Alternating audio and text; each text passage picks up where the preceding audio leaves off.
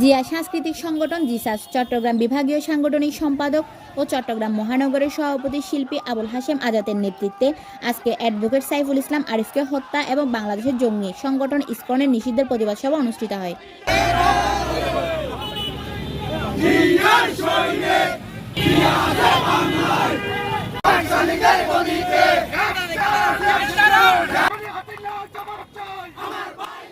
এ সময় উপস্থিত ছিলেন চট্টগ্রাম মহানগর জিসাসের সাধারণ সম্পাদক জনাব কামাল আহমেদ, মহানগর সহসভাপতি মোহাম্মদ নূর নবী ও সাংগঠনিক সম্পাদক মুস্তাফা সাগর, সহসভাপতি আবু জাফর, প্রচার সম্পাদক বাহারউদ্দিন, চট্টগ্রাম উত্তর জেলা জিসাসের আহ্বায়ক এস.এম. নাজিম উদ্দিন, উত্তর জেলা জিসাসের সদস্য সচিব মোহাম্মদ হাসান উদ্দিন, যুগ্ম আহ্বায়ক মহিনুদ্দিন, হাটাজারি উপজেলা জিসাসের আহ্বায়ক জিশান, শফিক বাবু, মোহাম্মদ আলী, মোহাম্মদ আইয়ুব, মামুনুর রশিদ, শাহাবুদ্দিন, এমরান হোসেন, সৈয়দ নাইম।